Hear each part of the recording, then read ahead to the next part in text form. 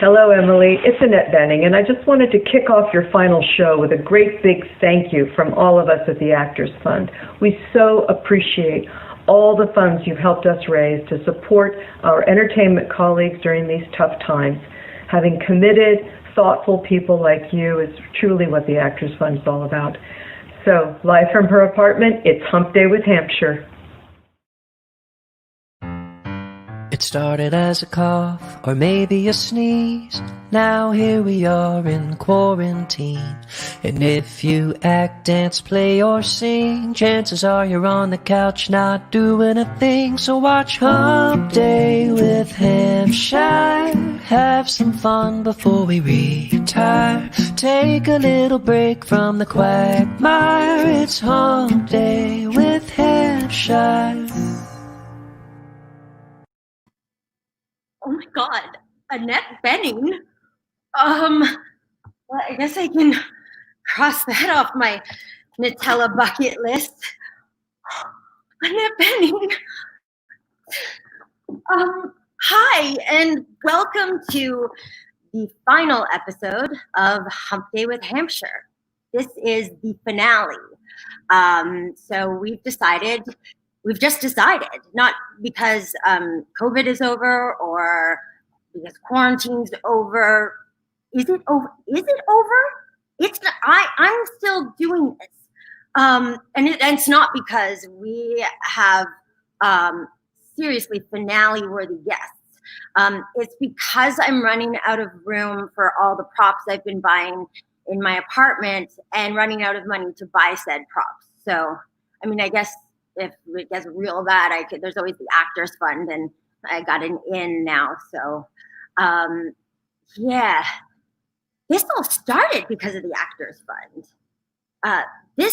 The whole purpose of this was to raise money to help support everyone working in the entertainment industry, and we've done it. We've raised over $10, and I've spent maybe, I guess, $150 on props. So like 150 minus 10, 10 minus,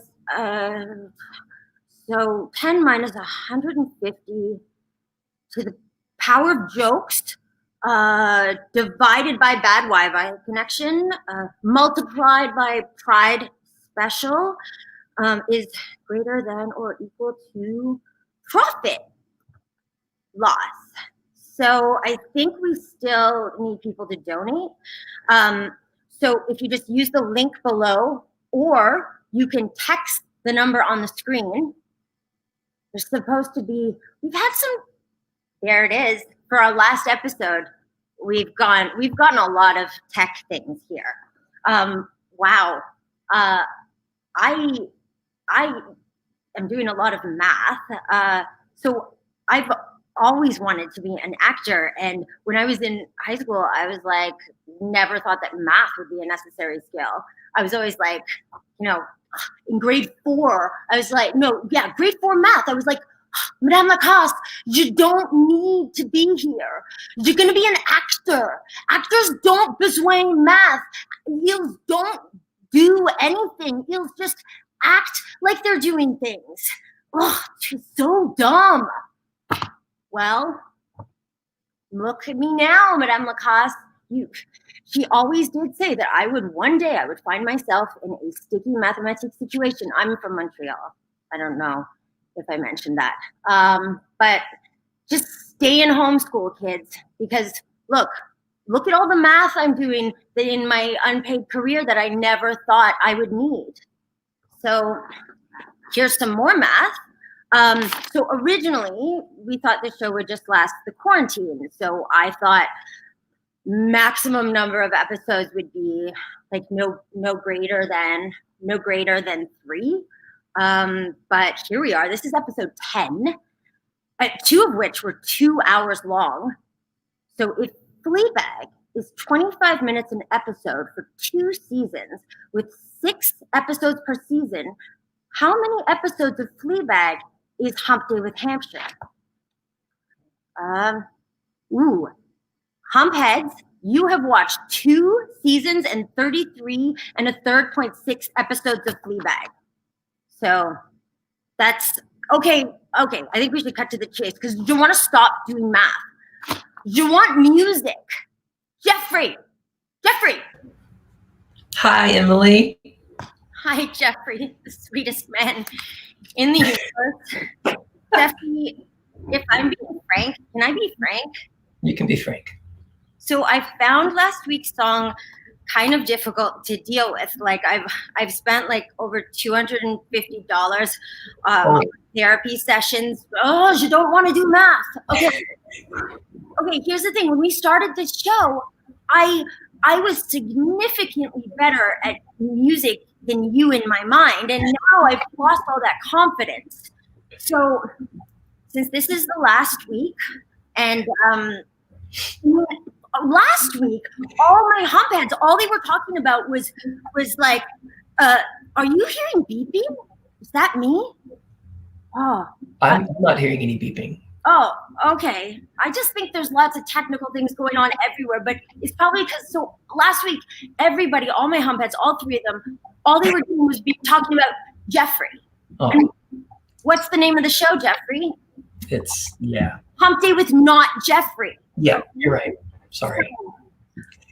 Okay. So it's the last episode, and I want to give you the chance to like do a medium well job, but I don't want it to take away from my rare musical talent, okay? I can do that. Do the drill, pay attention to everything on the show, and then write and perform a song about it, okay? But here's the Shyamalan twist. You have to perform a song about the whole season, okay? Okay. All right. Jeffrey, this is important, okay? The Dixie Chicks are on the show today. I'm going to perform a song for them. A song I wrote, okay? Great. Oh, no, but this is serious because imagine I sing my songs for them and then they say, oh my God, that's the best song I ever heard. And then they find out at the end that they were wrong, that they were tricked.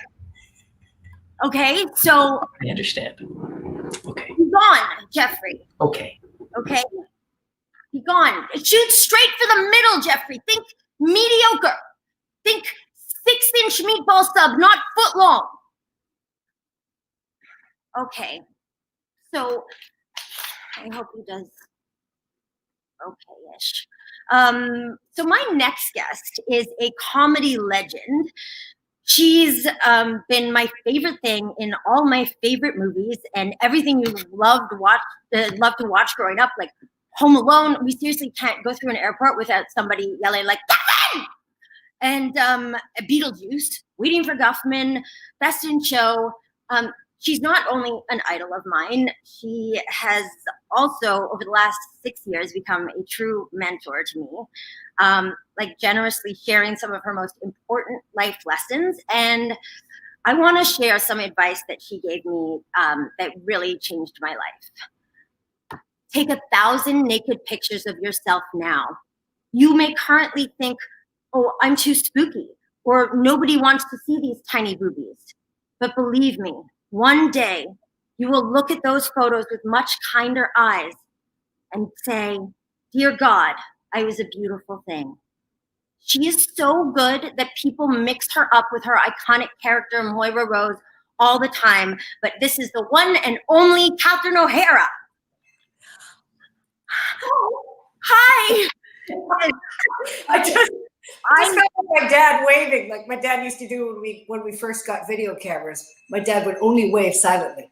We kept saying, you could talk, Dad. That's funny. So when I lost my voice, I noticed that when I went into Ubers, I would tell them with a card that I lost my voice, and everyone would respond with, and it's a weird thing, like you don't think. But listen, Catherine, I know how amazing it is that you're here today because I know that there was a death in the family last night, and I am so sorry for your loss. I know how attached you were to your iPhone 4S. So yeah. And it died. It only died temporarily, though, Emily. It died in Canada because those mercenary Apple people, they're Apple people. Yeah. Just the name. They did something to their system that now, for the first time since I got that phone, like 75 years ago, it's rendered useless in Canada. So They're forcing me to upgrade. And So I tell you, you think there was foul play? Definite foul play. yeah, and it's personal because I think I'm the only one who still has a 4S.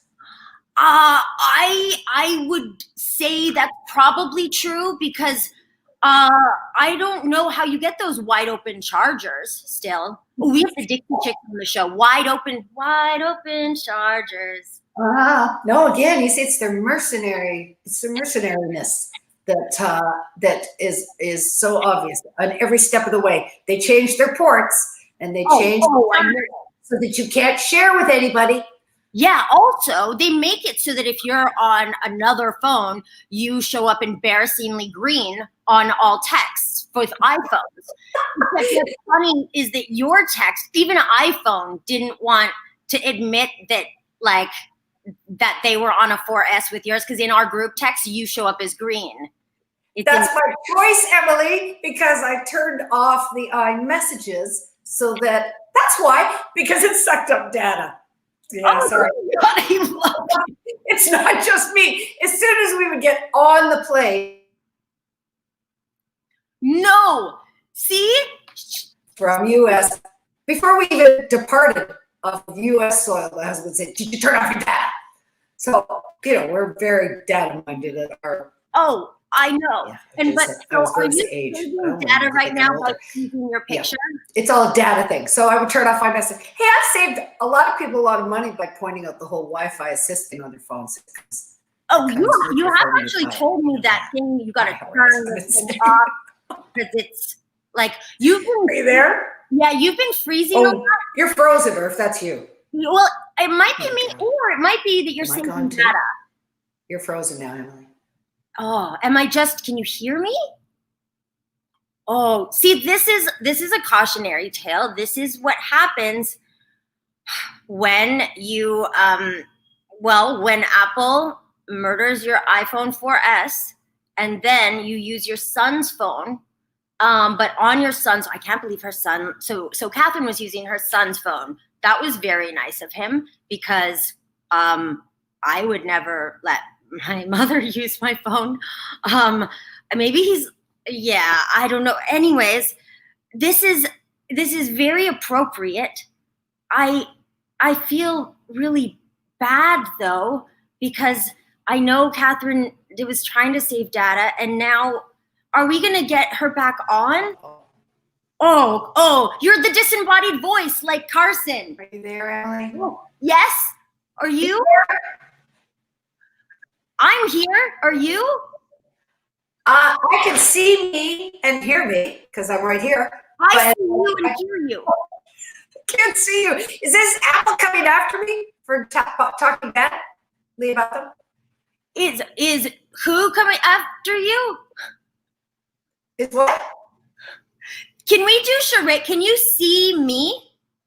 No, I can't see you. No, but you can. There's a black box with your name under it. It's so sad. I'm sorry. No, that's okay. I think this is good for people to see that you need to take time off and go to the country where you don't have Wi-Fi. Right? I want Wi-Fi. I've been on the phone all day trying to get it, but well, we appreciate it. Because also, didn't you do a drone photo shoot for Vanity Fair?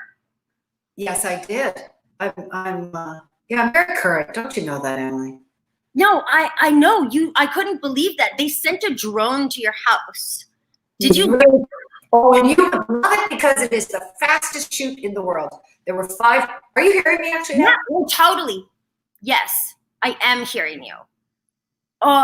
Someone's saying Catherine's too talented for the phone to handle her. I completely agree. I'll tell you about this drone photo shoot that Catherine did.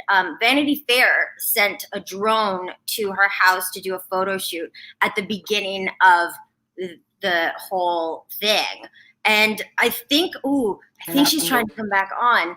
This is gonna go down in Hump Day history. Can you see me now? No. Well, I keep cutting out. I don't know if she's hearing me. Okay, well, maybe we should do this on the phone if you can hear me. Yeah. It's so sad. Oh, I am sorry. That's okay. I can blur see you and I can hear you. I think Okay, it says you can see and hear me. I hope that's not true because I'm not hearing anything. You can't see me?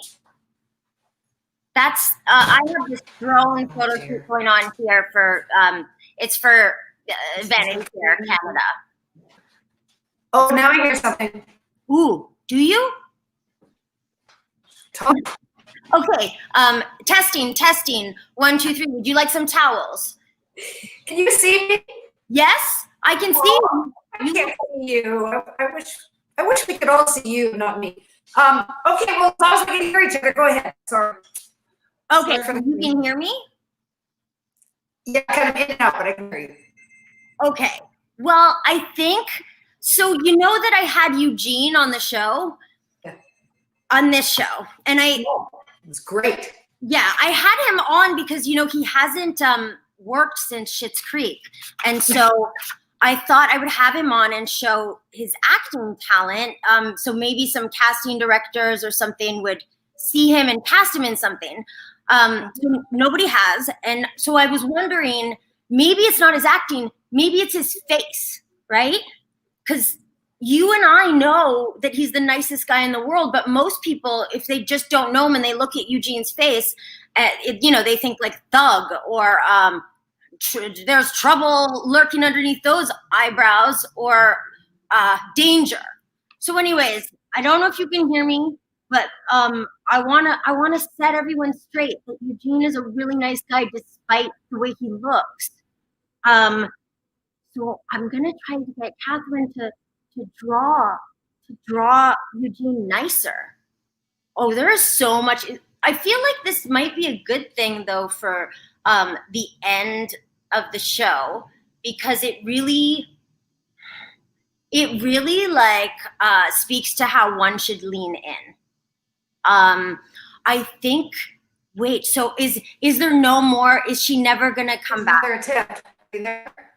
I'm here. You know what? Hey, are you able to do FaceTime? Because I could just FaceTime you. Trying again. Yeah? No? I hear nothing. Oh, whoa. Oh, boy. Okay, I hear. Oh, I just heard you. Huh? Okay. Oh, Catherine, I just want to tell you we have the Dixie Chicks on. And Natalie Maines was going to come and we were going to do a competition. Oh, I have less words for you. Oh. And I'll be honest, if you can see or hear anything, I was practicing drawing Eugene. I think I really got his mouth here. Wait. Okay. Oh, can maybe oh my God, you drew him in advance? You drew him in advance. That's called cheating. That's what we call cheating. No, I was going to draw fresh, but I was just practicing on his mouth. Okay, well, yeah, because we had to make his mouth look nicer. But okay, I'm gonna try to keep you on here because so we all know that like well, I don't know if everybody knows this, but you have this big vocabulary book for Moira of big words, and I want to play a game where you ask the words and I'll tell you the definition, but I don't want to do it myself because I'm tired of winning everything. It's lonely here at the top. So I'm going to bring on someone else, a worthy opponent, okay? Her name is Natalie, and basically she says she's a giant, like the biggest shithead, which is not an insult. That's people who like Schitt's Creek. So I'm going to bring her on. If Catherine comes back to ask us the questions, that would be good. Catherine, just be nice to her. I see. Okay. Where are you? Okay. You have to be nice to her because like she wants to be a songwriter. She's not as good as me, but like I think this can be a big break for her. She's got something, I think. Yeah, Natalie, I mean, Miss Natalie. Hi. Hi. Thank you for being an example of Catherine. This is Wi-Fi. Okay? This is what Wi-Fi looks like. This is what Wi-Fi. And she's not losing all her data. She's still okay. A roof over her head and everything. I think, okay, so we're gonna try this, Natalie, because you I would think know some Moira-isms, which are basically. I mean, I hope. I've definitely seen every single episode, but now that I'm being quizzed, I'm sure I'm going to do horribly. But I feel like if she's just constantly frozen, it's an automatic win. Oh, yeah. Well, not necessarily for you. Could Oh. for me. I think you're right because we get more time. Okay. This is a game. Sorry, if you can hear me, I just want to let you know that all I'm hearing is somebody play the electric piano. And I'm sorry I'm not hearing and seeing you, Natalie. I love you. And I love you. You should let me go and I can. Oh, okay. Well, Natalie, I know that was, let me just say, Emily, that was all riveting. Thank you. Can you hear me? Can you see me? Can you hear me? Can you see me? I know. I'm feeling mental, basically. Well, I know, of course. I really wanted to do a game with you that I wanted to win, but I guess we'll have to do something else. But the thing is, like, I know you're not just Natalie Maines. I know you're Natalie Maines from the Dixie Chicks, and I am obsessed. But also, I want to sing a song for you. But I want to bring out another Dixie Chick to sing it. But on this show, I'm always doing the introductions, and I need to warm up my voice. So could you introduce the 2/3 of your Dixie? Sure. How much do you need? A long time to warm up? 2 seconds. I need to okay. Ladies and gentlemen, female fiddler extraordinaire, best in the world, I'd say. From Austin, Texas, Martie Maguire. Hello. Oh my God. Oh, my head's too big. I need a smaller head. His head. Oh my God. I have 2/3 of the Dixie Chicks here. Okay. So I am obsessed with your new song, Gaslighter, from the album Gaslighter. And I want to talk about it. And I want to talk about everything. But I need to just sing you this song because I just feel like it. Well, I just warmed up my voice and I don't want to reheat it. So, okay, I'm gonna just give you a little context. I don't want this to be like I'm singing at you. It's gonna be real quick.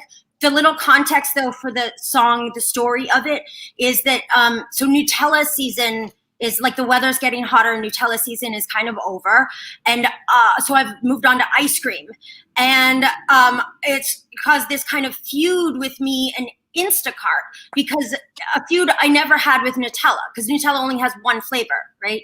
Nutella. And so when I order mint chocolate chip from Instacart and they give me chocolate chip cookie dough, like that's not an adequate, right, substitution. So anyways, I had to move on to Postmates. And what I run into is constantly all the ice cream shops offline, not available. So as Grammy Award singer-songwriters like me, I have a Grammy Award. You know. Wait, what's that one? This is a Grammy Award that I got from Ryan Tedder, who wrote a song together. Yeah. Yeah, I keep it in my bathroom. That's my toilet. Excellent, excellent. So it's a photo of your Grammy. Well, I mean, I don't want to be wrong. Right. Yeah. I don't want to have it out here and people know what's in my place and come rob it. And it's too braggy.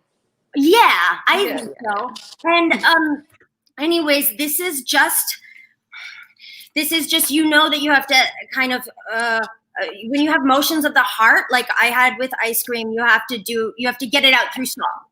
So 2 seconds, and then just tell me if I have it. You guys might like this too. Okay. Who doesn't know what I'm talking about? Who wants to stay home? Who hates to go out to get a scoop of ice cream at Cold Stone? Don't want to pay crowds for a damn waffle cone. Cookies and cream or maybe gelato. Soft serve swirls, a tough act to follow. Dairy Queen birthday cake tastes the best. What they put in that batter leaves me impressed. I need more ice cream places, room to choose on my Postmates. I need new flavors. I know I've gained weight. So I just thought you guys might, I just needed to get that out.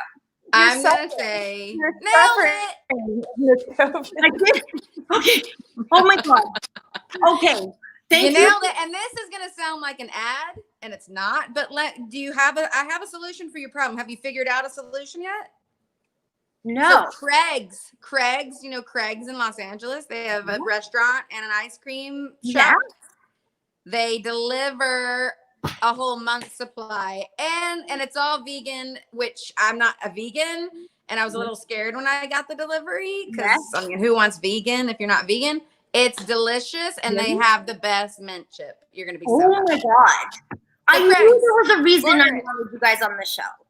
See? Also, because I'm obsessed with you guys, and thank you for being on here with good Wi-Fi. Not to say anything bad about Catherine,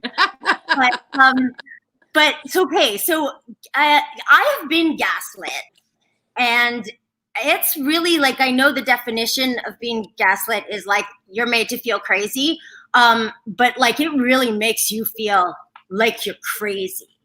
It's like, do you live in LA? I do. Martie lives in Austin. Okay, but so you know San Vicente? Yeah. Okay, well, I feel like when I am gaslit, I feel like I'm on San Vicente, because that is a street, Martie, that when you're on, everything you thought you knew to be true is not true anymore. Fairfax, you think goes like this. On San Vicente, it goes like that. And that's... Wait, we can't see your bottom hand. It goes like what? Yeah. Well, what Sunset do? A sunset's fine. Sunset's just, you stay on that road and you're not, then you can be confident that you're like, all's right in the world, and you can be confident that you're not crazy. Now, are you talking San Vicente in town or West Side? Oh, I'm talking like Santa Monica. Oh no, I'm talking near the Beverly Center. Okay, because San Vicente over here on the West Side is completely, it's the widest street in Los Angeles, straight ahead, no surprises. So see, you have me confused. All right, I feel you. No, well, then my things are making sense. Also, Martie, your background is amazing. Thanks. It's just a set. You know, I thought Catherine was going to come on with, we've done these kind of Zooms for Schitt's Creek when she was not at the cottage, so they worked. But she would put these backgrounds of like waves and being in the ocean, and that actually is that like a greenhouse though? That's just the other side of her house. That's my crappy yard that needs new grass, but it looks actually good on camera. It looks really good. It looks really good. Where's Catherine's cottage? In Muskoka. And she really does cottage. Like, here's the thing. She really doesn't have Wi-Fi at the cottage. Like, really doesn't. Yeah, she's off the grid. Yeah, and she really has used an iPhone 4S until last night. And we got the call that it died. And so that was the only way we were going to connect to her. Okay, I want to ask you a few questions. Okay, what album are you guys most proud of? Do we have the same answer, Martie? Home. For me, it's Taking the Long Way. Oh, okay. Taking the Long Way. So I've been in 2 car accidents in my life. One was reaching for Doritos, and the other was bawling my eyes out to Taking the Long Way, knowing I had to get divorced and all that. And I got in an accident because of that. Oh, wow. Yeah. You have been the inspiration. Your music has been the inspiration for all my breakups. And well, you're welcome. Like empowering in that way, like Landslide. Everyone at home should listen to the lyrics of Landslide, and you will realize you've outgrown the person, and it's tragic.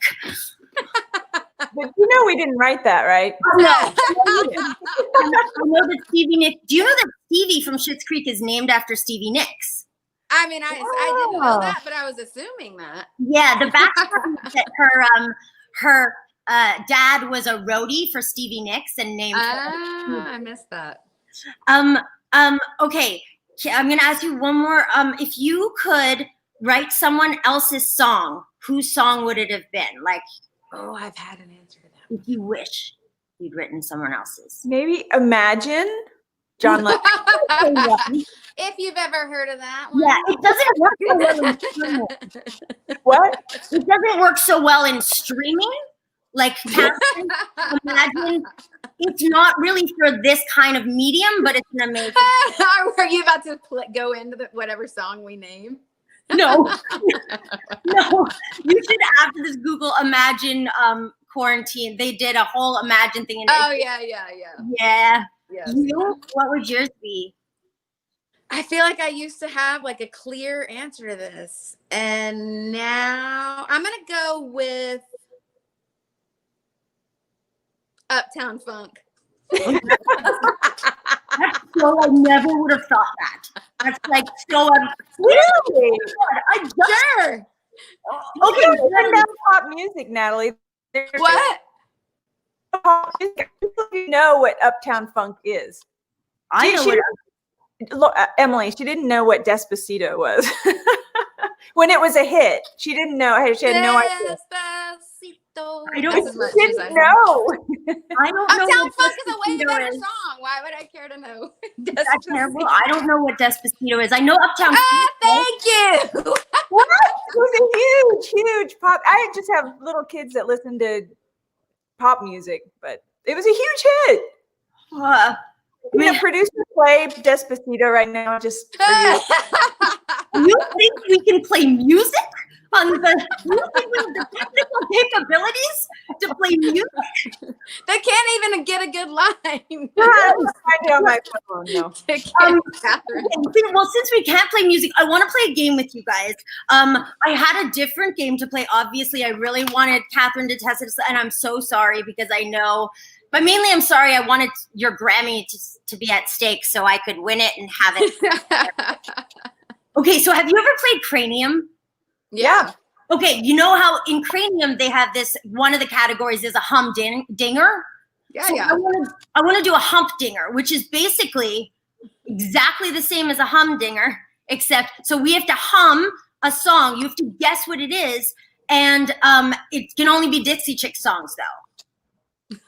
But we're gonna guess our own songs. We're all going to have to do a humdinger. Like, I'll do one, and the other two will guess. So we just hum it, and you're gonna Yeah. guess. Oh my god, Emily's gonna be the easiest game on the planet for us. Well, I'm going deep tracks. Deep tracks. You are? All right. Okay. I'm Natalie, humming first. No, that's not fair. I'm humming first? yeah. Okay. So, okay, I might try to go complicated. You don't want that. You want a hit. No. I'm hoping you don't choose the one I want to do. Oh! Okay, let me think of what I'm again. I gotta practice. God, I wish I had a list of our songs. I do. Okay, I got it.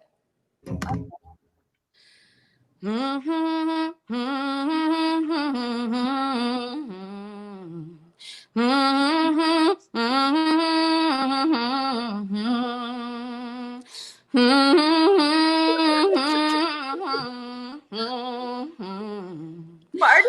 I know this. Martie. Sing my part. This is early. Oh my God, you can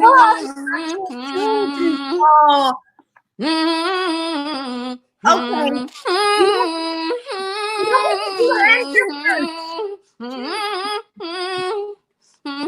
Is this not even on an album? Yes. Oh, once you let me know. No. You don't have to go Here's to the the hook. home. I'm about to hum. I'm Okay. about to hum the title of the song. You're getting really out of breath. No. Are you gonna pass Why? out? What? I thought you were gonna pass out. You've just been humming so long. No, but here's the hook. I'm gonna hum the title of the song. Ready? Okay.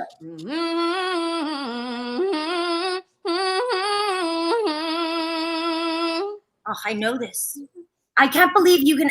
You must be horrible to play Cranium with because. Oh my God. You guys would be horrible to play Cranium with. Well, you know what? I'm humming this spot on. It's okay. A throwback. Well, but clearly you're not humming it well enough because Martie didn't get it. I know, Martie. I know the melody. Here's the signature part of the song.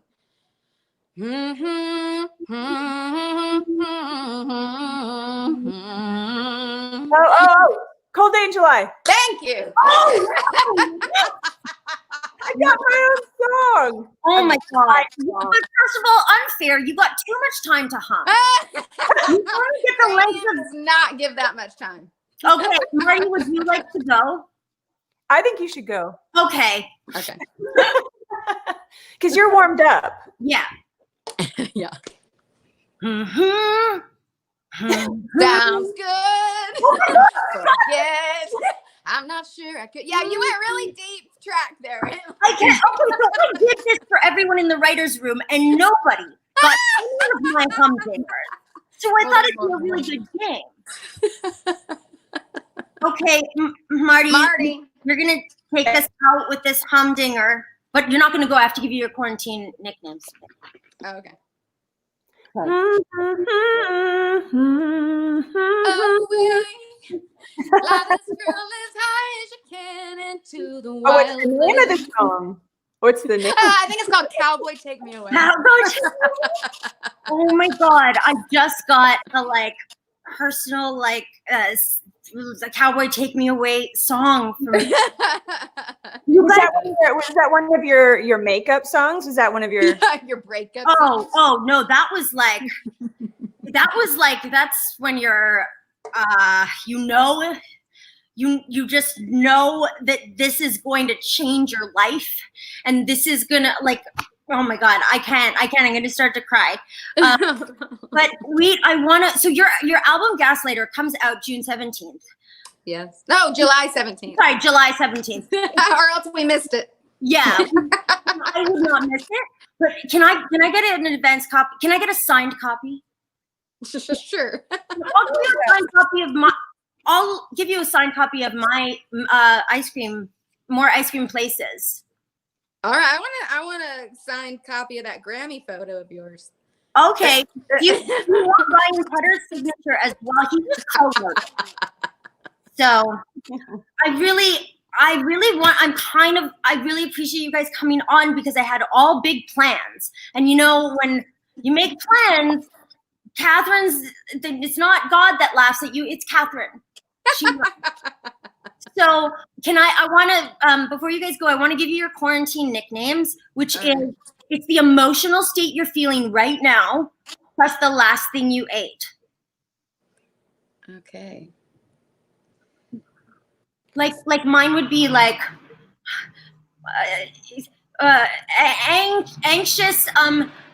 anxious bacon. Mine is humorous, heaviest corn chips. Ooh. That's specific. And I had the double H in there. Did you catch that? Yeah, no, that's right. Yeah, yeah. No one's done that on this show before. Mm-hmm. Yeah, only songwriters can do that. Oh, yeah. Martie? Happy Ramen. Oh, that's like a restaurant name. That's good. I'll go with restaurant. I'm going to wash my hands with you guys. I wish I could. I want to ask you a lot of questions. I might have to DM you. Can I also know where you got your overalls, Martie? Yeah, I got them at this local store called Tyler's. They're Dickies. Oh, they're like the train. You can get them on Dickies.com. I'm gonna get them on Dickies. Thank you guys so much. Thank you. I am washing my hands of you, drawing them. I really appreciate it. Bye. Thank you. Big fan. Bye, 2/3 chicks. Oh my God. Here's a PSA. Oh my God. I'm gonna need to.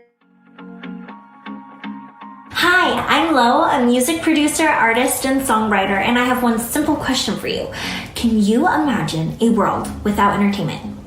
If your answer is no, then please consider donating to the Actors Fund today. It helps industry professionals across the entertainment industry stay afloat during uncertain times like these. And the truth is, we could really use your help now more than ever. So donate now, and remember, every little bit helps. If I would have told my 10 years ago self that I was gonna have speak to the Dixie Chicks, 2/3 of them, which is that's fine. I love you, Emily. We miss you, but I was very happy to stand in for Emily. I would have died. Anyways, so if you're a loyal hump head, all four of you, and you've been tuning in for the last 10 episodes, you would know that I love to have people, friends that I've worked with on this show. And so right now you're going to get a double scoop of Schitt right now. Schitt spelled S-C-H-I-T. Okay? This is a PG show. Anyways, she plays Jocelyn Schitt and he plays Ray Butani. Please welcome my former co-stars and my forever pals, Jenn Roberton and Riz Manji. Hi! Hello. Hi! Guys, with technical difficulties. Right? Yeah. I saw Catherine. That was amazing. What just happened? I could have watched that all day. And now I'm super nervous because I'm pretty sure it's going to happen to me. And I'm like, oh my Lord. Where are you, Riz? Where are you? I am actually in Palm Springs with my family. My kids wanted to swim. And we've been quarantined. And so we thought we'll rent a house and have them swim in Palm Springs because we were going crazy. Oh my God. I don't know what you're doing, Jenn, but I'm losing my mind a little bit. We might have people running in right now and telling me that we need to stop.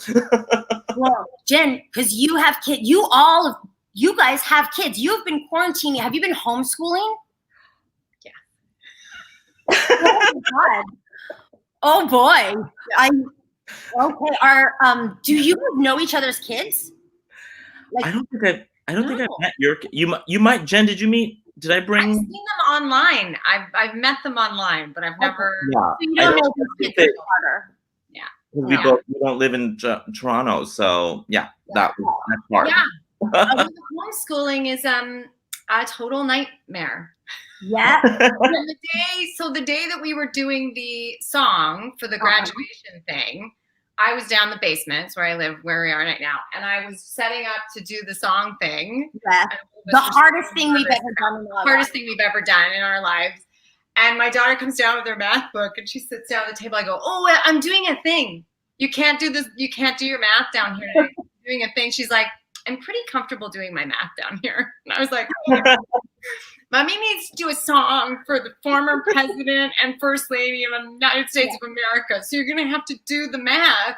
And I think what people don't understand is when we had to do that song, it's one thing to sing a song. It's another thing to sing just the oohs and ahs of a song. So one day people will see the outtakes of all our horrific, I mean, I'm not just speaking for myself. A lot of also singing bass when you're not a bass. I was like, what does that even mean? What am I doing? What's happening right now? Yeah, we've been challenged on that show in a great way. You have been hair challenged, but you just got bangs now. Got bangs, and I think they're surprisingly like Jocelyn's bangs, and so I'm a little worried about my mental. No, they're very Louise Brooks. Hey. Cute. I got Jossie bangs. I don't know. I think they're cute. So my co-writer Neela just got bangs when you told me you were getting bangs, and hers are they're curtain bangs, and they're a little heavy. Like it was a little heavy. She cried for 2 days straight about it, and that's why this segment. That's why we're going to be doing games for 5th graders, because she was emotional. I want to I want to play a game with you, but I want to see. Wait. Okay. I just want you guys to tell me how good I was at like juggling, at like going with the flow. Was that good? Improv is mad skills. Yeah. Yeah. I don't know what to say. I was very nervous. I even texted on that. I was like, I am super nervous right now, and you handled it like a pro. But and I'm only asking you guys because you know that Catherine really does use an iPhone 4S. And really, if you do group text her, but now I know that it's like it's on purpose. But you know who else who had a 4S? Chris.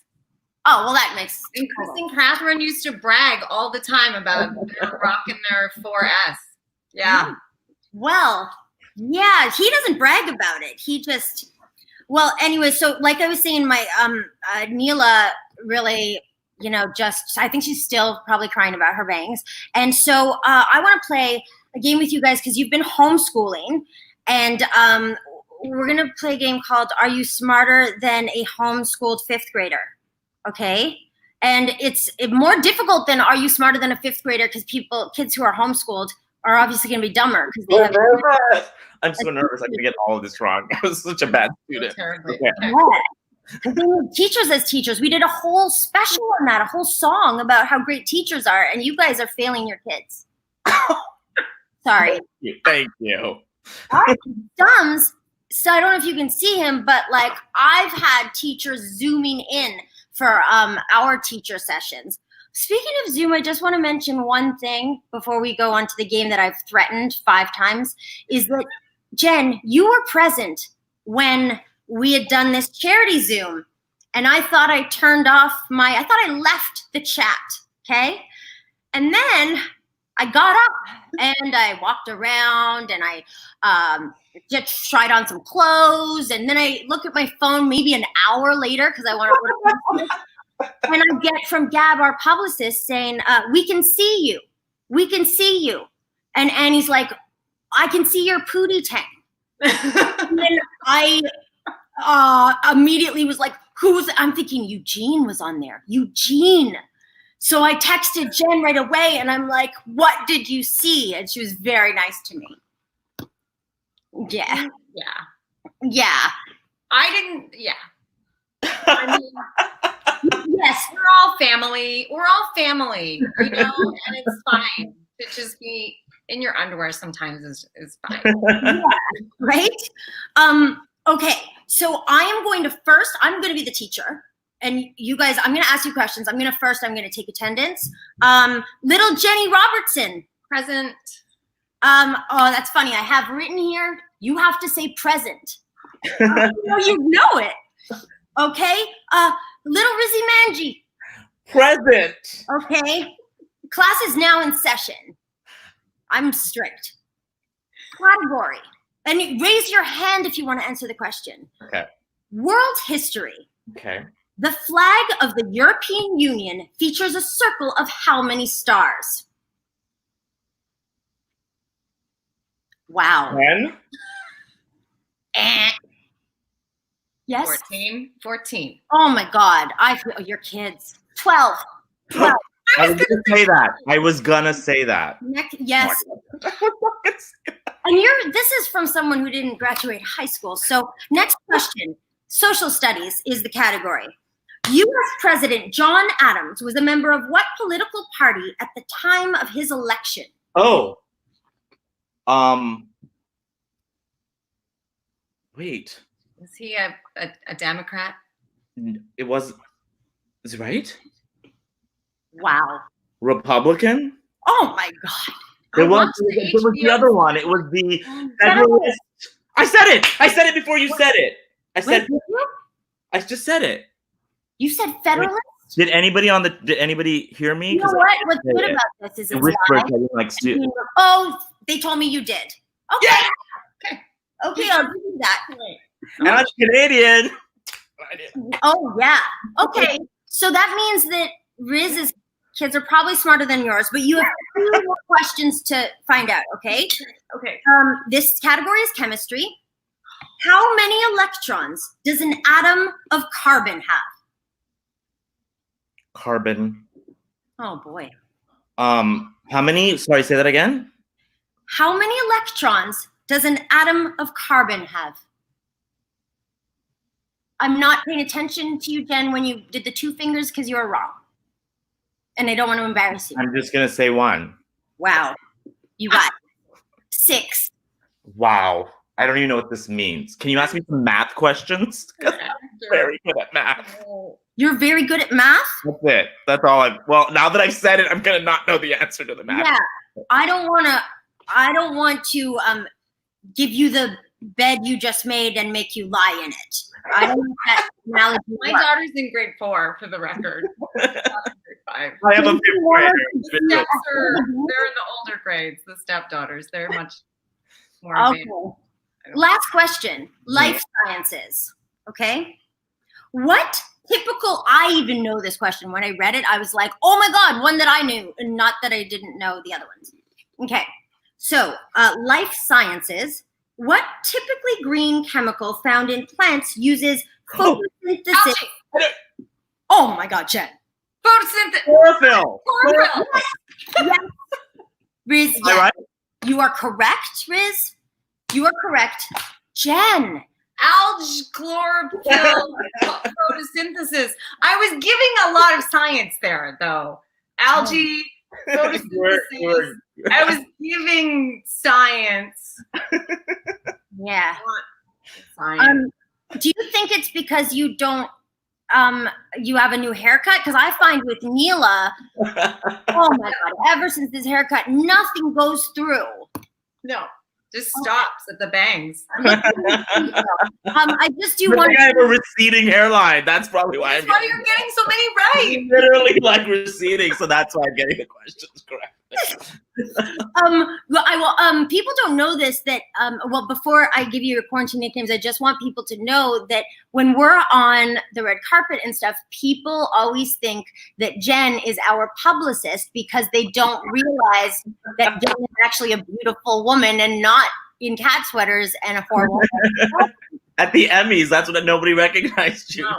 Why is the publicist leaning in? Yeah. You always think you're the publicist. But isn't that great that you don't, I mean. Yeah. You don't want attention. Amazing woman.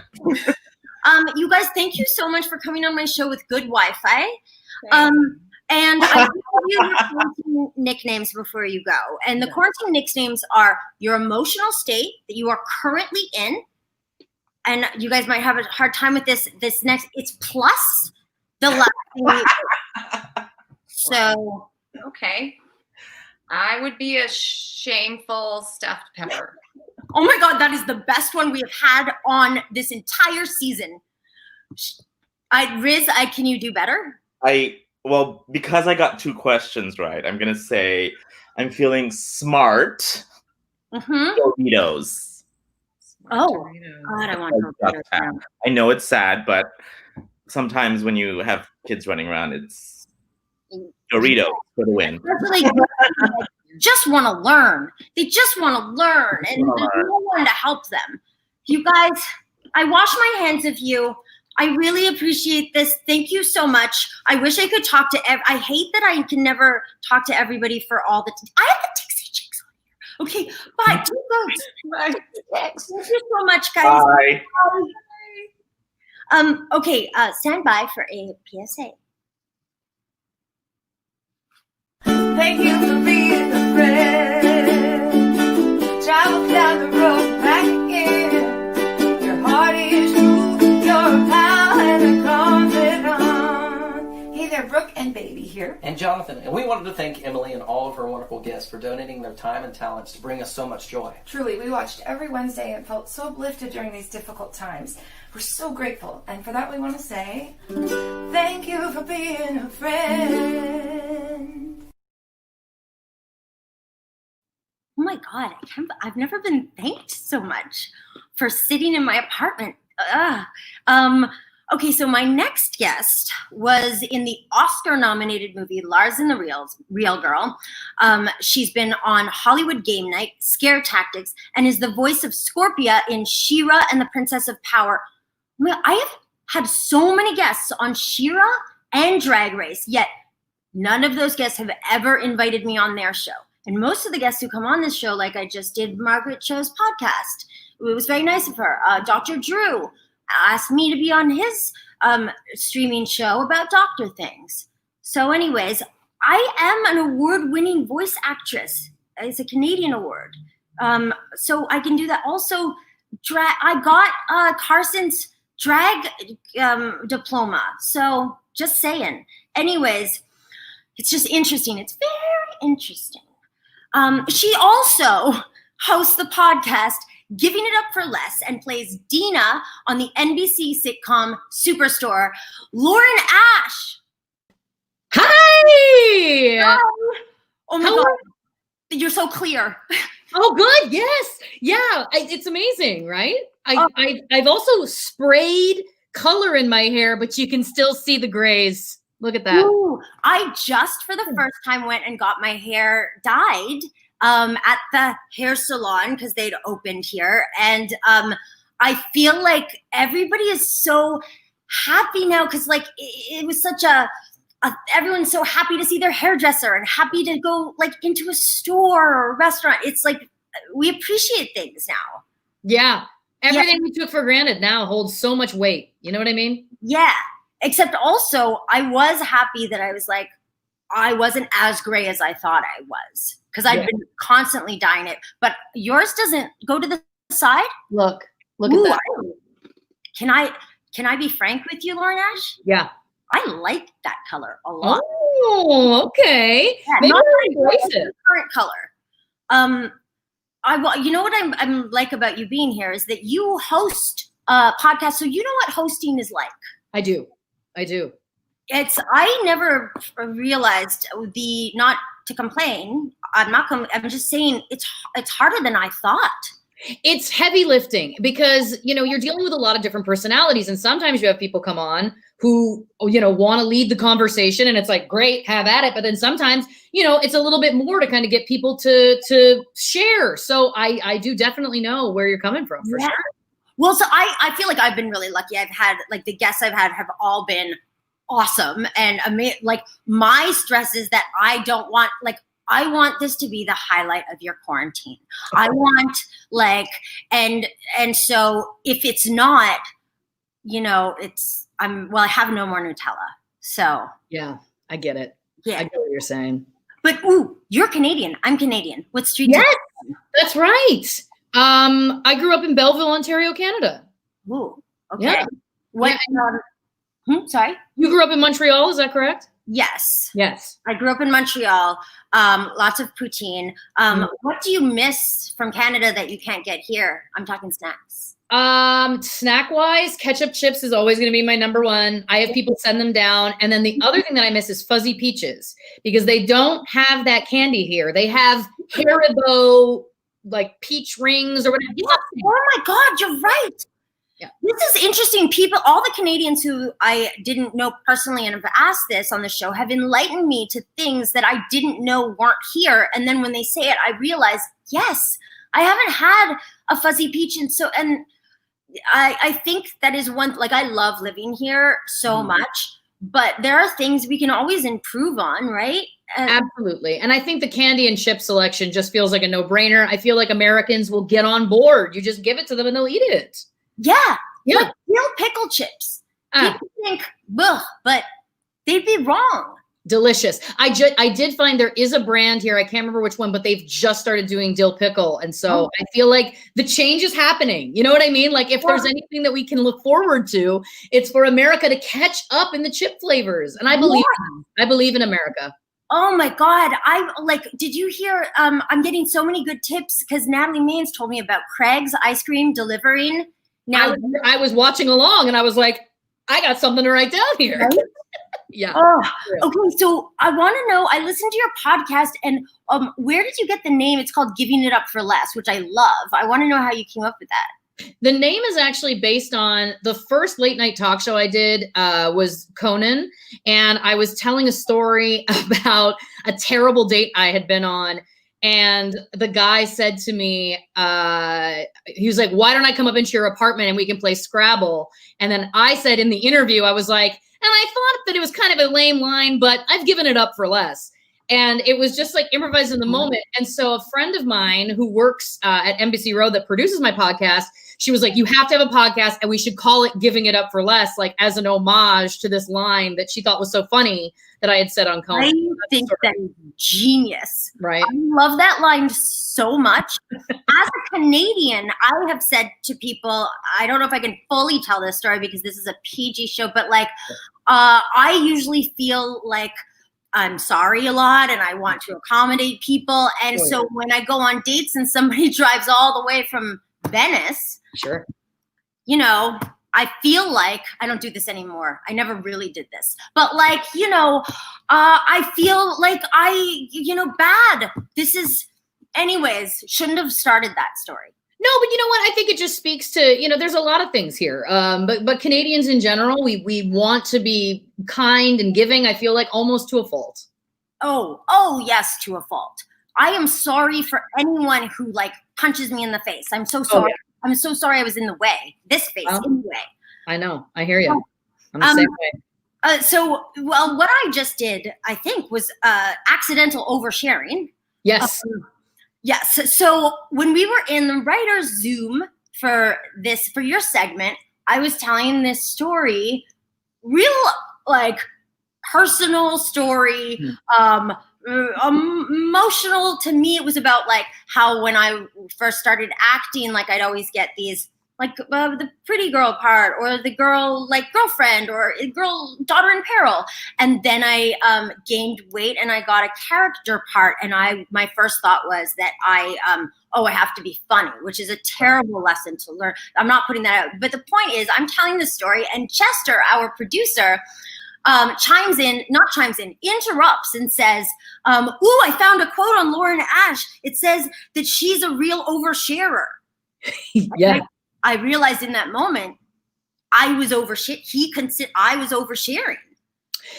Yeah, listen, everybody's kind of got a different, like line about what's an overshare. For me, it's like I tell everybody basically everything. So to me, hearing you talk like that, I'm like, like it doesn't seem like an overshare to me, but to other people, they're like, wow, you're really getting into your own business. And to that I say, well, you're welcome. See, I'm going to use all your lines, Lauren Ash. All of them. They're so good. So I thought maybe because we could exercise this demon by oversharing in 30 seconds, because I've found on this show that doing things in 30 seconds is always funny. If not funny, it's funner than doing it the long way in real life. Absolutely. So, could I, and this has never worked. So okay. Great. I'm going to put time on the clock. Sure. 30 seconds. I want you to overshare. Maybe I'll put time on another clock because as well, like this will be the stand-in one. Right. Okay. On your mark. Yep. Set. Pretend it's clicking. Overshare. Okay. So the other day I was looking back at photos in my cell phone and I realized that over the past 4 days, I was in the same shirt in every photo. And then I realized that's because I hadn't taken the shirt off. And then I realized that's because I haven't taken a shower. So that was a really kind of eye-opening awakening to just the state that I'm currently in. I have an disorder. So I've been really locked down. I'm over 100 days in the house. I'm losing my mind. But one of the last times I went out, it's because I have a chronic disease that gives me cysts on my ovaries. And I thought I had cysts, but it turns out it was just that my bowel was so inflamed, it had overtaken my entire abdomen. Oh my God. You could not have timed that better. That was 30 seconds. I did not. So basically, I don't even have to do the oversharing thing because you did it for me.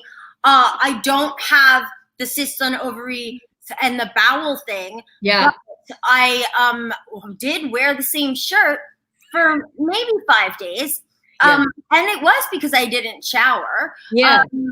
But why would I shower? You know what was even worse though is that I'm very lucky and I have a pool at my house. So I had gone in the pool, but then I put the dirty shirt back on. And that's when you really start to worry about yourself. You know what I mean? And in my mind, I was like, well, I'm not showering, so I may as well go back into filth. Yeah, you know what? You just made me worry about myself when I didn't, because when you hear it in someone else, yeah, then you're like, oh, dirty. But me, I do that all the time. All the time. Okay, I want to play a game with you because I like games. Me too. And so I figured since we're both actors and we've both been on the guestee and been a hoster, that we've like had questions asked to us by interviewers. Yes. And so I thought we could interview each other, but there's a twist because I like but with the worst interview questions we've ever had. Yes, absolutely. Okay. And because you went to Second City, and so you know that the answer is yes. So you have to say yes, you want to play this game, right? Yes, and I'm happy to do so. Oh, yes, and okay. Do you want to go first? Sure, yeah. Okay, so I'm thinking, okay, this is a variation on a question I was asked in real life. Emma Hampshire, star of Schitt's Crack, what would you like people to know about you that they may not know? Oh my God, I am just going to read right off the page my first question to you. Some people would assume you're a lot like your character on Super Shop, but who's the real Laura? Stop it! Yep. That's wild! Yeah. So, oh my God. Yeah. Okay. Next question. We don't even need to. I mean, I know. I wonder if we're gonna mind meld more. I hope so. I hope that's what happens. Do you want to go? You want me to go? No, well, because I consider that. Oh, that's an Emily Elizabeth. I'm an Emily Elizabeth. My middle name's Elizabeth. Oh my God. This is great. And for the last episode of the show. See?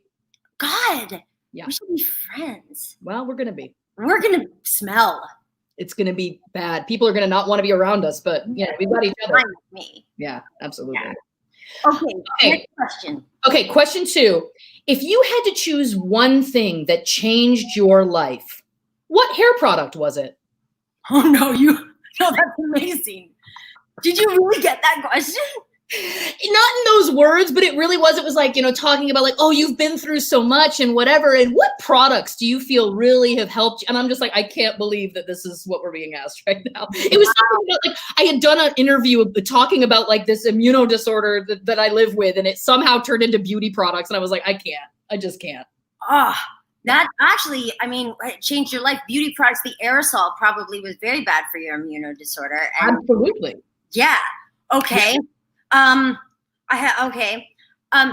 do you identify sexually?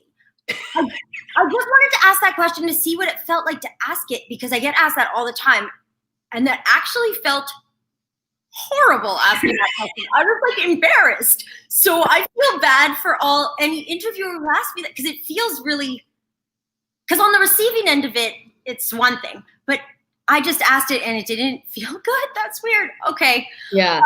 Okay. And it's interesting because people do. I years ago I played a gay character on a TV show, and then people like want to know. It's like my character right now is a vegan, and people want to know. Like they want to know, like, how are you the same? How are you different? Like, and it's so the vegan thing is obviously much lower, but it's such a weird, like, why does it matter question? Like, that's so. Yeah. That is an interesting way, the connection for it, because I guess I'm on Schitt's Creek. It's a very LGBTQ plus forward show and stuff, but it happened to me really early on. So I think it was the plaid shirts. But well, listen, I wish I could talk to you. I have a million more questions for you. This happens to me on the show all the time, and I'm going to probably DM you. You're going to block me. But before I let you go, I'm going to give you your quarantine nickname. Yeah. Which is the emotional state you are currently feeling, plus the last thing you ate. Well, as I said, I've been in this house for 100 days. So that's my emotional state is squirrely. So my name would be Squirrely BLT. Oh God, I want a BLT. Everybody who does their quarantine nickname makes me want what they last had. And listen, come on to my podcast. You said people aren't asking you to do their shows. I'd love you to come on to my podcast. Done. I wash my hands of you lightly because I'll see you soon. I mean, like, virtually. Bye. Thank you so much. Thank you. And now I dry them. Now we're going to have a PSA from a very special. Wash your hands. Wash your hands. Wash your hands. Come on and wash your hands. Wash your hands. Wash. I said wash your hands. Come on and wash your hands.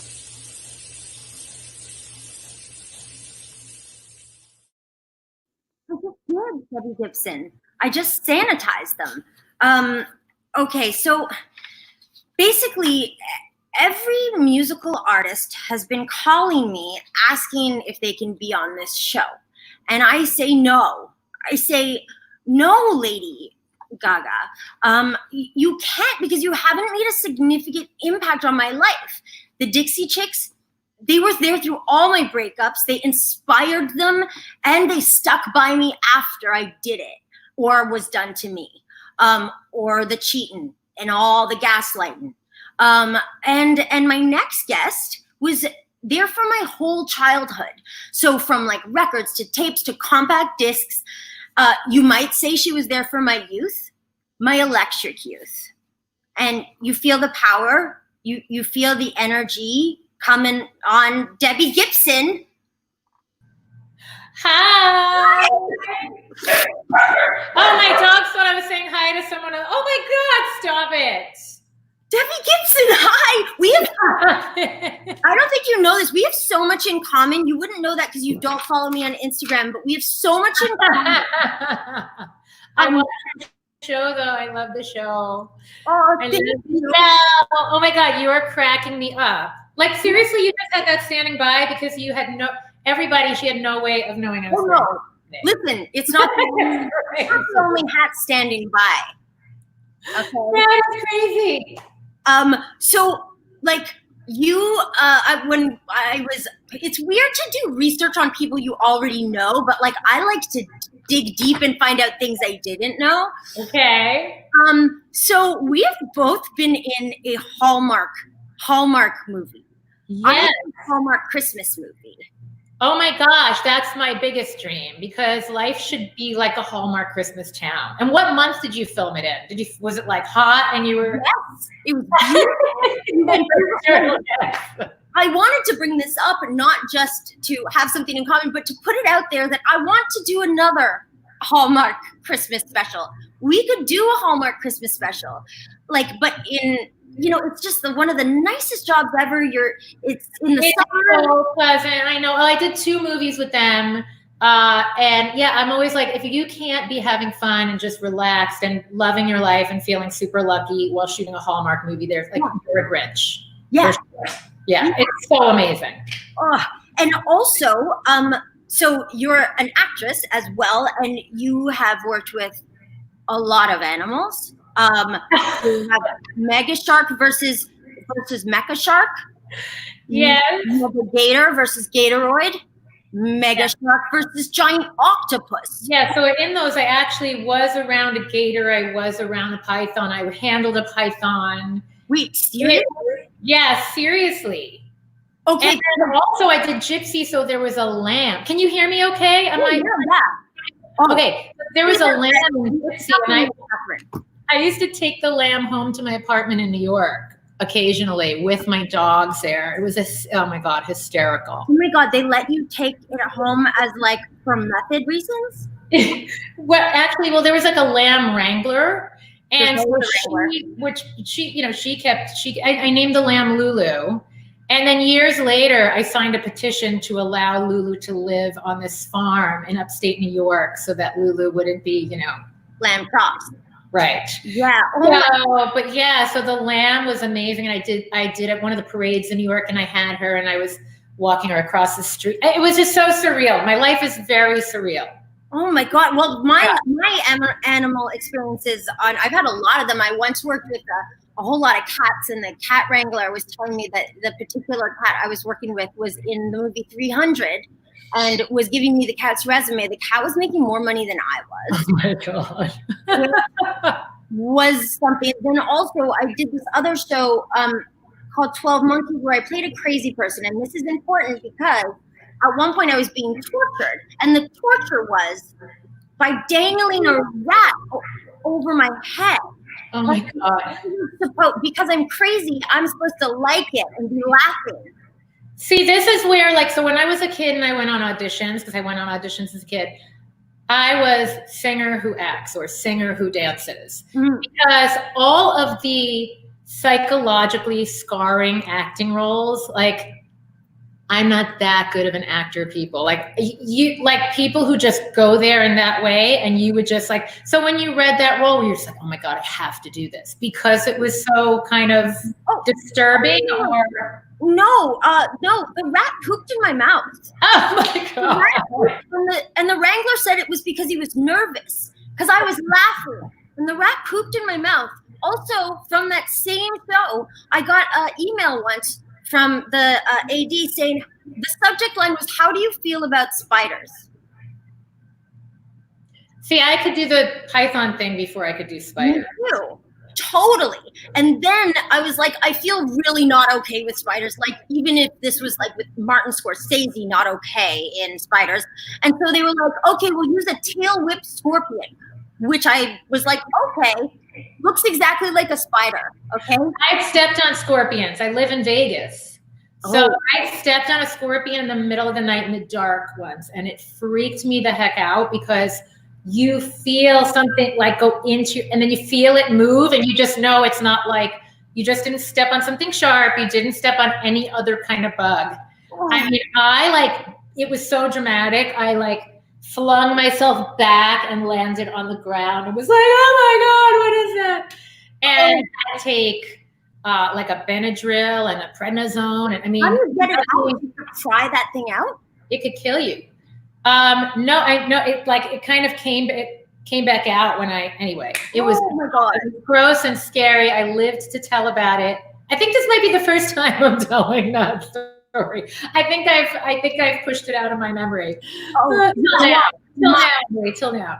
Well, at least they depoisoned the tail whip scorpion of mine, but it also went into my mouth, and they kept rolling, and that you can find on my Instagram, where everybody in the crew's laughing, and I'm still acting. And oh my God, that's acting with animals. Another thing we have in common, except you did it better. You were Sally Bowles. Yes, well, listen, I know, and I saw your maybe this time, and this microphone lives in this room. Oh my God, that's lucky. Yes, I got it in the, like, they did a post. When they closed, they did an auction or or whatever. Me and Brooke Shields got the 2 mics. That's so amazing. So, like, that was my dream role. Has always been Sally Bowles, and I got to do it as Stevie in a Moira production by Catherine. So it was very like Inception or something. But it was so good.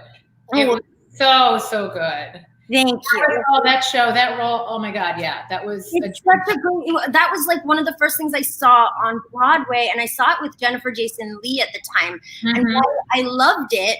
Well, it doesn't really count for you. I was going to say, like, Sally Bowles doesn't need to be a great singer or the great dancer. It's more about the acting, which is a big part of why I wanted to do it. Yeah. I didn't have to be perfect singing girl, and I've never felt like that perfect, legit singer. Like when I did Belle in Beauty and the Beast, all that, oh, isn't this amazing? All that trilly high stuff. I'm a naturally, as you can see, kind of adrenalized person. And everything was about me being calm and like placing the note in this tiny trilly place. And that's the hardest thing for me to do. But Sally Bowles, you get out there and it's raw and you just felt and you emote. And so like it just wrung out at the end of it. It was so good. That's why I think it was a good song for Stevie to like really kind of, it was cathartic for her as for Sally. So, okay, you have been the hatspiration for a while. Okay, so when I was younger, you needed to put this hat on your head, but it had to sit in a way that it was like it was falling off.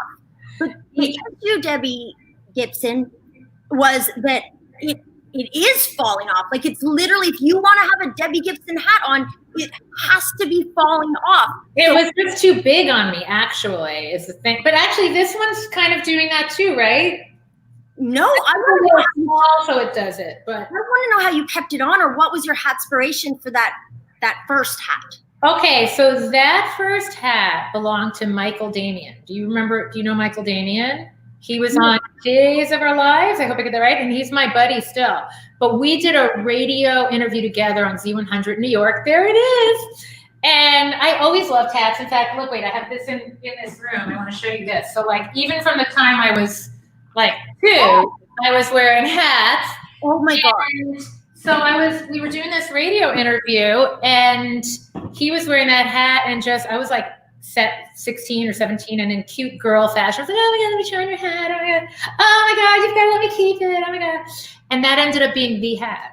But to perform and everything, we had to put like clips in it. Okay, that's what. Yeah. So I want to know what I was looking into. You wear a lot of hats. There's some other hats. I want to know what your hatspiration was for them. Can you put up a technical wizards behind?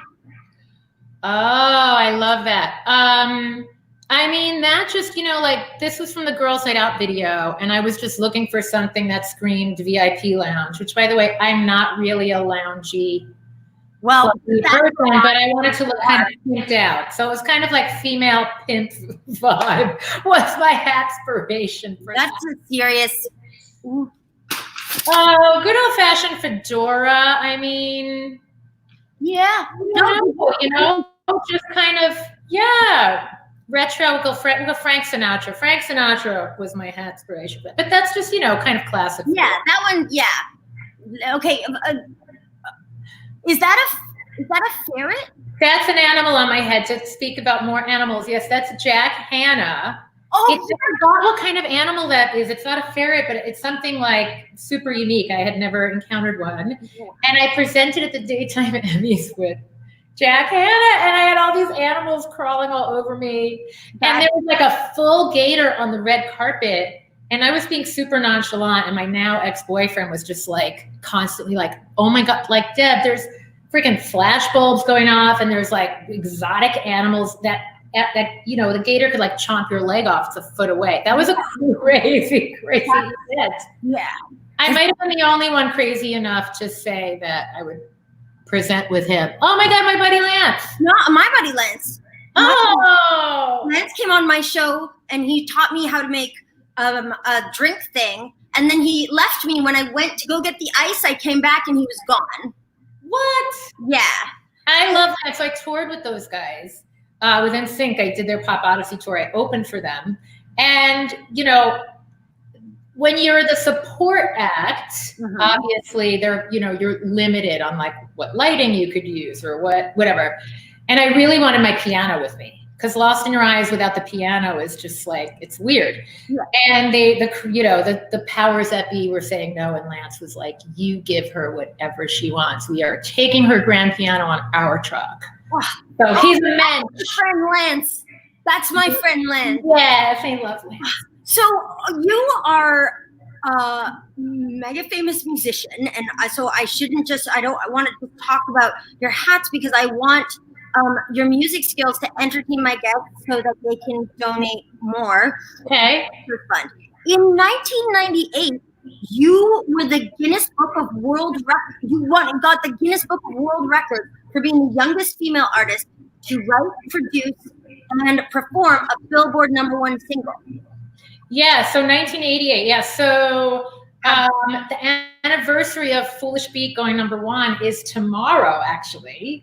Have you renewed your Guinness World Record? I mean, I assume I don't go like pick it up and look, but I mean, I still hold the record. So I hold the world record. Okay, do you think if you had like a license from 1988 that you wouldn't have to renew that license? I have no idea. Heather, my manager, she's watching. We have to look into that. But yeah, so I'm going to give you the opportunity to right now. Okay, perfect. But yeah, but so at first it was the youngest person period, and then Soulja Boy actually beat my record. I think he too was 17, but maybe younger than me by a few months. And that happened, I don't know how long ago, 4 years ago, 5 years, 6 years, something like that. And, but I'm the youngest female to have written, produced, and performed to #1, which is crazy. So kids out there, girls, break my record. Oh, I'm dying to give it to someone who's well, like, you're going to give it to me, probably. oh, right, yeah, it's perfect. So this is how you renew it. You are going to now, if you want to renew it, if you want to do this, no one's ever forced, but if you can, in 30 seconds, write, produce, perform a Billboard hit single, just do it right now in 30 seconds. That is your thing. If it's a Billboard hit single, you keep your Guinness diploma. If it's, I get it. What do you want it to be about? Hats. Oh my God. Can I go to my piano? Yes. Okay. You know why? Because me and Lance Bass, give her a piano. I know I'm kind of far away, but you'll hear me. I have oh yeah. Cameo set up over here. Okay, 30 seconds. All right, I'm gonna start jotting some stuff down. Hold on.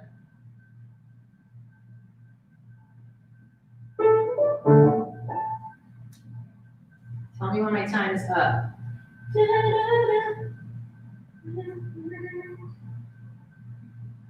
Oh, I'm taking some liberties. You'll see. Okay, but you're gonna have to perform it. Okay. Okay. Okay, you gotta perform it. I will. Is my 30 seconds up? Well, no, you've got 5 more seconds. So your piano. Look at that. Oh my God, we're watching somebody write a Guinness World Record. Okay, I've jotted down clues, so hopefully I can figure out what I'm thinking in my head. So it's the idea of a hat. I'm not gonna say it's quite about hats, but it's like utilizing, you'll see. I took some liberties. Here we go. I tip my hat to you, my friend, for sticking with me through thick and thin. Can I write thin and friend? The world has gone mad. That is a fact. So to you, I tip my hat. Oh my God. Okay. I love that phrase. That was pretty impressive. Let's see if it was impressive enough to be a Billboard.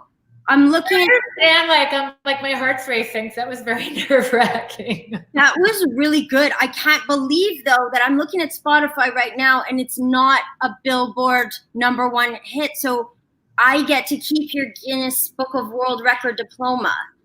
But you know what's great? Girls' Night Out is like going crazy on here. So that's not. I know. I had a hit this year. I couldn't believe it. And right before the lockdown happened for Girls' Night Out, and then it froze, and then I did a spoof version, Girls' Night In. But yeah, like my timing, my luck with that was crazy. And there's so many. There's like 1 million remixes of that. It's like killing it on there. Yeah, it did really well. I'm really excited. My roots were in dance. I want to say one quick thing about the Actors Fund. Well, yeah. Being that I come from Broadway and do TV movies and everything, and we know that entertainers have been getting us through this time. I mean, I just feel like music has been the biggest healer. So people, please don't forget, so many of our actor friends, and not only actors, everyone in the entertainment community, drag queens, those behind the scenes.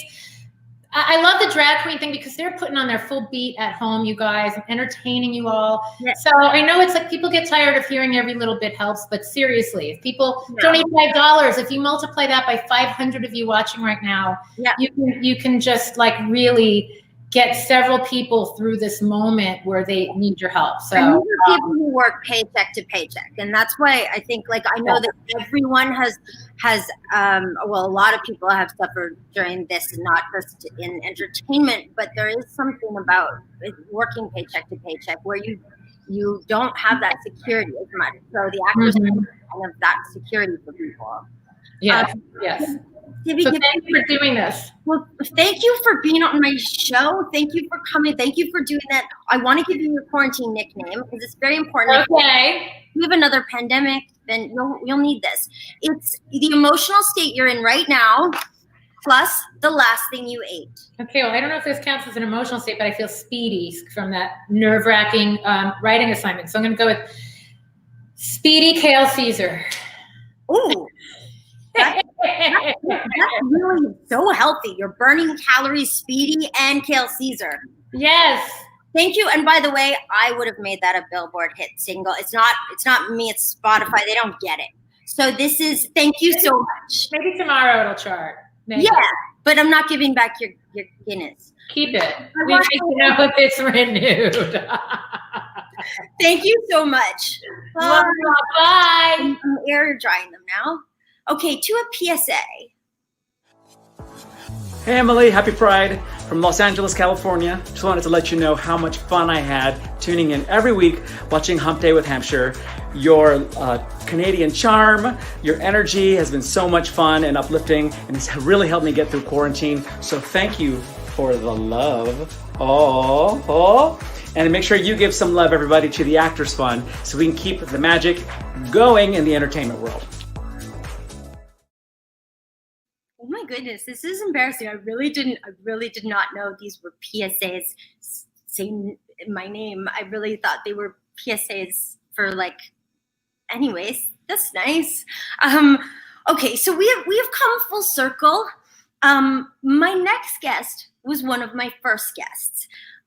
He was in my first episode, and I feel like I've gotten a lot better at introducing because, I mean, they say that it takes 10 full episodes to become an expert. So I feel like I'm just going to read the original intro I gave him, but do it better. So my next guest won a bronze medal for figure skating at the 2018, I've gone downhill. Oh boy. Okay, just a bump in the road. At the 2018 Winter Olympics, and was the winner of season 26 on Dancing with the Stars. But I think of him as unfairly gorgeous, one of the funniest people I know that I have ever met, and which is why he holds the Guinness Book of World Records record for being the only person to have been on Hump Day twice. Ladies and gentlemen, Sir Guinness Adam Rippon. Emily, I have so many things to say. One, first, I'm what an honor for me to be here twice. Yeah, how does it compare to getting an Olympic medal? It doesn't. Okay. It doesn't. And you know what they say, it does take 10 full episodes, and now you are an expert. I can see it. Can you? Do you feel like okay, so we were on this together at the beginning. Your skin looks amazing. I'm going to tell you something. I'm looking at myself and I'm kind of shocked that I look pretty good right now. But that being said, I am wearing a full face, and I'm covering the face that God wants me to have. And I'm trying to wear the face that I want to present. What you wish God had given you. Yes, yeah. I'm trying to fix that. So I have a ring light right here. Oh. But yeah, so that it's basically, yeah, that's what it is. You also told me that there is a glam feature on Zoom, or a. Yeah, there is. Wait, did you not ever figure that out? No. I can't use it now. This isn't Zoom. Did I not okay. figure that out? If you were listening at some point, I've told this story a few times because it really happened. I was caught nude on Zoom with the entire Schitt's cast. Just changing in the living room. Just changing, doing stuff. No glow feature. No. Why would you? First of all, when you look that good, there's no glow feature that's going to make you look even better. Well, thank you, but I do too have a full face of certain, because I've developed a bit of maskne, which is like wearing the mask. Yeah. I have, wait, have you found, I have a question, like serious one, for like masks, because now, I've never worn masks before, when I wasn't like feeling well or whatever. It's like part of my new daily ritual. Yeah. And so when you wear it, have you found like the one? Or are you always uncomfortable with the mask that you have? That's a very good question because I only recently found the one, and I've been wearing disposable masks. This is the one. Oh, okay. Well, that's. And I have to be bridged. The nose has to. It has to lay on my nose. Yeah. What's great is that in our first episode, you gave some tips on quarantine Botox, which was taping here. Now you're giving some more tips on bridge that so it can sit high and doesn't bring your face down. Completely, because I haven't gotten Botox since this has started. So now every time I see myself in a camera, I do my best to not emote, that I could try very hard to keep my forehead basically as decorative as possible. Like it's the furniture of my face. Oh my God. I need you to, do you know Bobby Burke? I do know Bobby Burke. Okay, because I don't know, it's the furniture of your face. You guys should get together. He puts furniture in. I have absolutely heard that before. Yeah. But some serious questions here because I want people can really see a before and after here with both of us. Yeah, I'm scared. Yeah, well, I mean, okay. So during quarantine, I've gotten 2 doctor diplomas. I've gotten a Grammy. I've just got a Guinness World Record diploma thing. What have you accomplished? I think I just moved into a new house, so I'm in a new house. But I think the biggest thing I accomplished was when Debbie Gibson was on. I recently realized that Jack Hanna is actually really hot, and I forgot about that. That is, ladies and gentlemen, that is what you have accomplished in quarantine, is to discover that Jack Hanna is really hot. Yeah, that's my crowning achievement. Yeah, you got a Guinness Book of World Record. That's amazing. But I found out that Jack Hanna was actually hot. Okay, well, but also I think what might trump that is that you now have the Guinness Book of World Records for being the only two-time Hump Day guest. I asked you back because you were my favorite. Oh, I don't want to say my favorite too, but also because I want to end this show in like a real epic Olympic style kind of triumphant way. And I've never seen the closing ceremonies of the Olympics, but I know that it's going to be like this. Right. Yeah. Exactly. Like however you're going to say, yeah, is exactly what you think. Yes. Well, I've seen Chariots of Fire, and that song, that's the Olympics. Yeah. Ceremony. In a nutshell, yes. Yeah. So I thought I would play that song, and then could you lead us in before, like, just, it's going to be less than 30 seconds because Emily, I only need 30 seconds. Okay, I figured, because we can't afford more than 30 seconds. No, we can't. We do not. We cannot. I'm ready. Are you ready? Yes.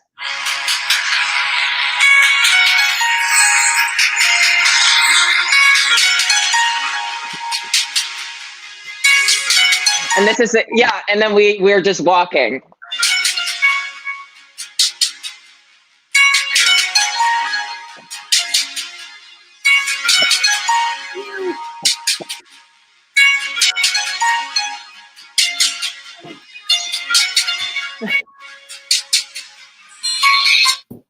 Oh, I was doing the bow. Yeah, and it's a lot of that. Do you know what I mean? There's more acrobatics going on around you, but like you as an honorary Olympian, you would be doing a lot of the kissing and the waving. That's what I thought, and some people in the crowd were pointing. That's why I pointed, and I was like, I see you in the crowd. Yeah.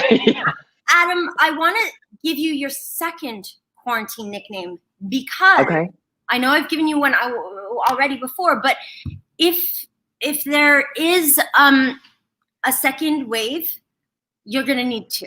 So Okay, so it's the emotion you're feeling right now, probably triumphant, and the last snack you had or thing you ate. Okay, I think the way I'm feeling right now, one, I'm so grateful because you had me on and I adore and love you so much. So grateful. Wow. And then what I last ate is peanut butter filled pretzel. Oh my God, wait a second. We had another guest on here who had a peanut butter filled pretzel. Who was it? It was because I think she might have been grateful as well. And so I'm wondering. Really? Is that my sister? Do you have a sister? I do, but she wasn't on here and she wasn't on here twice. So don't even get it twisted. Yeah, no. I just want to ask you right now in front of everyone. Yes, please. We do have a season 2, even though this was like 3 seasons of some shows. Basically, would you come back and open the ceremony of the Olympics? I usually in the time of coronavirus, your breath getting taken away is a bad thing. Yes. But in this moment, it is the best thing I could have hoped for. So yeah, of course I'll be there. Thank you so much. I'm going to wash my hands of you lightly though, because Thank you. Because I hope you're going to be back. And I hope so too. And you look beautiful. I can't believe it. Neither can I. I love you. Thank you. I love you. Congratulations. Great job. And you're doing such great work. So everybody donate to the Actors Fund. Oh, please donate. Yeah, thank you. Okay, so there's a PSA now. Hi, I'm Tony, and like many, I traveled to Los Angeles to pursue my dreams of being a host and producer and creating amazing content for each and every one of you. But during these trying times, many of us are left wondering how we're going to be able to survive. But thankfully, we have the Actors Fund. The Actors Fund helps out everyone in our entertainment industry. So please, take the time today to donate. Any amount helps. Keep the spotlight on during these dark times and donate to the Actors Fund today.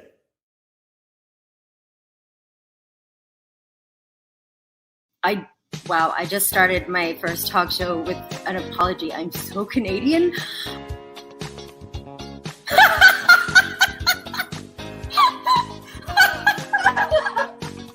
Oh my God, that's really good. Mine's good. So much. I only had 30 seconds.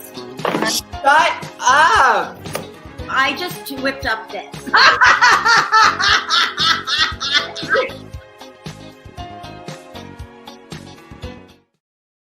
Oh my God. These are all surprises. Memories. Okay, so I have a confession to make. HUMPDAY with Hampshire is more than just Hampshire. There are a lot of people, very hardworking and talented people who work every day and night to make this show happen for no money or because we love it and we really believe in the Actors Fund that is not just for actors. So without them and this, I would not have been able to get through this quarantine without crying into my bucket of Nutella nonstop. So I want to bring them out. I'm going to have to bring them out in 2 waves, not just to stay on COVID brand, but because this platform can only have 6 people on at one time. So I'd like to bring out Alexis, our technical director, who also handles a lot of Bitmoji stuff. Jonathan, our creative consultant. Parker, our editor and opening credit creator, also working with Bitmojis. You guys, I would love to give you all your quarantine nicknames. And thank you. Yes. I know there's a lot. It's one thing to like getting Bitmojis. It's another thing to be tsunamied by them on a daily basis and asked to make them do things they can't do. And you guys made it happen. Thank you. Thank you. So Alexis, you can start first. What is the emotion you're feeling and the last thing you ate? I have to tell you the God's honest truth, which is that I ate today before the show specifically so that I could have this quarantine nickname. This has been the long game for me, Emily. Yes. And I am a feisty meatball. Oh, yes. Yes. Okay. I think that was worth it. Word long game. You did it. Jonathan. Yes. I also pre-gamed for this. It is not in that sense. It's Happy Fish and Chips. Oh. Ew, I don't eat anything from the sea. I never have and I never will just because it's gross. But fish and chips, like chips, yay! Parker, by the way, that little thing of I can't believe that was like all the memories cut together. Oh yeah. Parker makes the magic happen. Yeah. So how you feeling? I'm feeling grateful, and I am a busy person, so I drank Huel, which is a meal replacement shake. So I'm grateful, Huel. Oh my God. I'm going to look that up. I wash my hands of all of you, and thank you so much. And I know everyone at the Actors Fund and who has received benefits from this. Thanks you. And hi. Okay, now I'm going to bring out the second wave. Allie is our creative consultant, and she's also an actress and also one of the funniest people I know, next to Adam. Brad is my manager, but also has done so much for the show. And Neely, who I talk a lot about because our Bitmojis are best friends, and so are we, and she is my co-writer and the co-writer on the show. You guys, we're having a finale. Can you believe it? No, I'm This gonna was the finale of the coronavirus. Oh, that would be very, very nice. You, Neela. Oh, so I want to give you guys 14 nicknames. Allie. Mine is I didn't pregame this, so I have to like think back to what I know. So probably Giddy Granola. Ooh, that's good. I think you just alliterated. I don't think you really had granola. I had an entire package of granola Okay, today. fair. The serving size is a third cup. I didn't have that. Oh wow. Okay. Yes. Brad. Today's been a little bit crazier than usual, so I would say I'm a busy potato. Oh, it's perfect. I'm so perfect to see your Bitmoji potato. Neela. Well, this morning I was long gaming it, and I started with a grateful Gouda omelet, which was Everybody wants to do alliteration. It was just I'm on my day with alliteration, but then you started talking about my bangs so much, so I might have to pivot. And I had a banana. So I think it's Bangs Regret banana and peanut butter on toast. Oh God, I want that. Oh, that's I like that. You guys, I'm washing my hands of you, but you can't get rid of me that easy. You will be seeing me pretty much right after the show, crying. We love you. You're so good. Thank you. Bye. And now I want to hear what Jeffrey has come up with, and I hope it's mediocre. Jeffrey? Mediocre is the name of my game. That's what I do. All right. So a recap of the entire series. Yeah. This is for all the marbles, okay? Because I hope you've been paying close attention. All right. Yeah. Okay. Here we go. It started as a cough or maybe a sneeze. Now we're saying goodbye after all these weeks. But before I wash my hands of you, I'd like to give a big thanks to, in no particular order, maybe it is because it rhymes a little bit, Bobby Burke, Tan France, Jonathan Van Ness, Anna Murphy, Adam Rippon, Sarah Levy, Lance Bass, Noah Reed and Gigi Gorgeous, Dr. Drew, Vincent Rodriguez, Sophia Bush, Kate Monig, Silver Bells and Matt Eisman, Lee Delaria, Dustin Milligan, Michelle Visage, and both of the Carver twins, Justin Reitman, Miles McKenna, Dixie Chicks, Catherine O'Hara, Paula Pinestone, Eugene Levy, Ryan Tedder, and Matt Tasty, Candace Patton, Ross Matthews, Laverne Cox, Margaret chose tattoos, A. Alexander, Jennifer Robinson, Hannah Gatsby, Brooklyn Heights, Debbie Gibson, AJ Mashaka,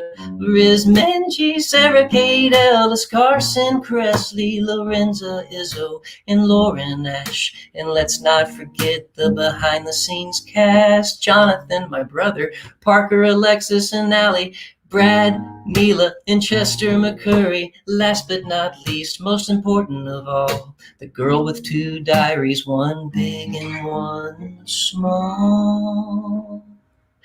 This has been Hump Day with Hampshire. I pronounce it wrong because the rhymes are fire. Thanks for making us laugh and keeping us inspired. We love you, Emily Hampshire.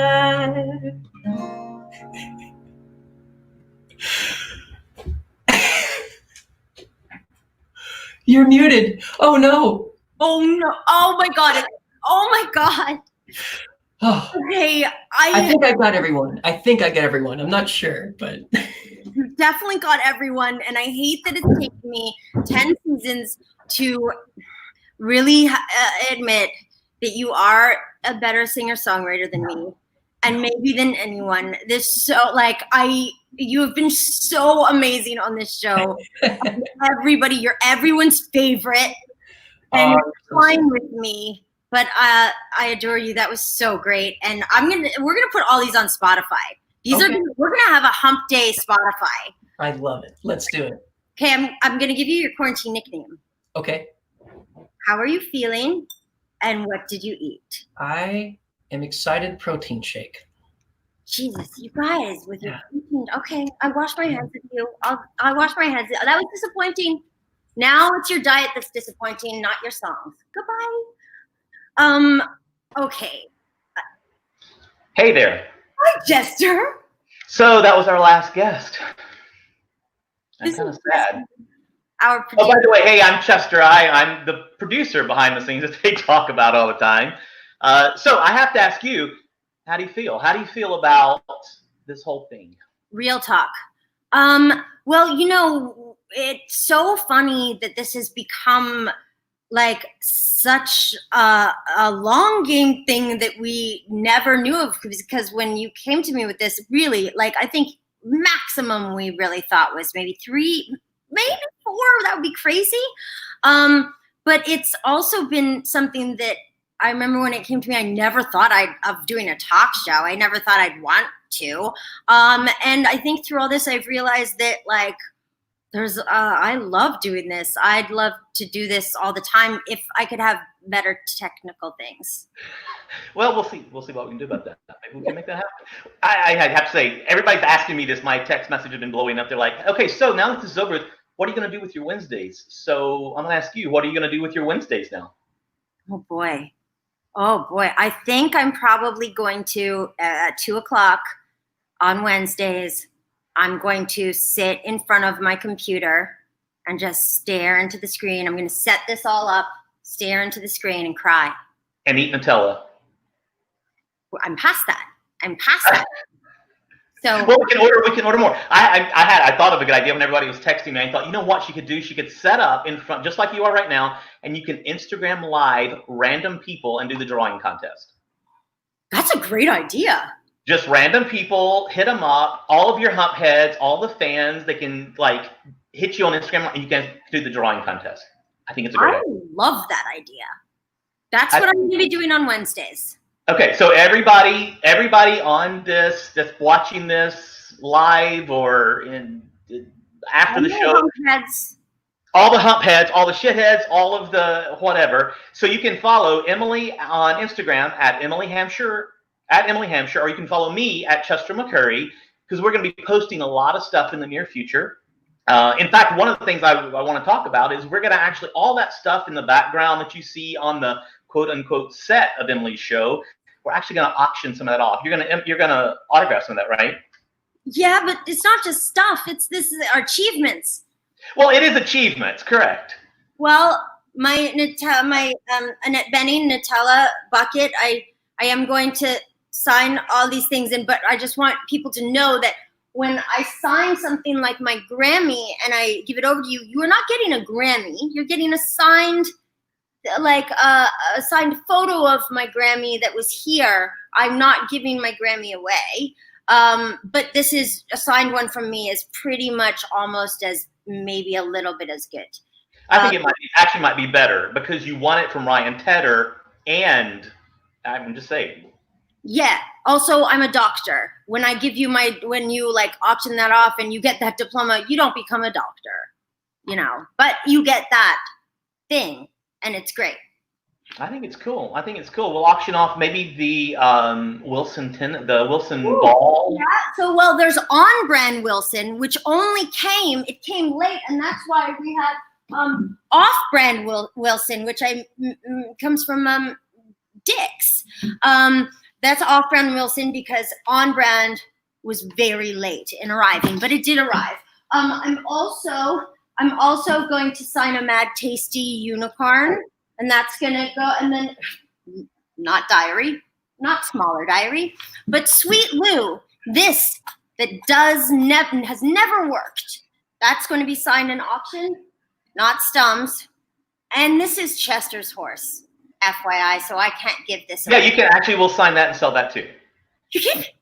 No, we'll absolutely. We'll auction that off. Sure, absolutely. Oh my God. Okay, and the only thing left is my pants, but I need to put those on after the show. So don't auction those off. So, but you guys can go to CharityBuzz.com/the-Actors-Fund. It'll be up soon. We'll let you know. Follow us on Instagram. And speaking of, make sure you donate to the Actors Fund because, as Debbie said, it's such an amazing cause. You can follow the link at the bottom, or you can text Fund 2020. There it is, right there, to 56512. I can't believe that stability in the last episode. I know, right?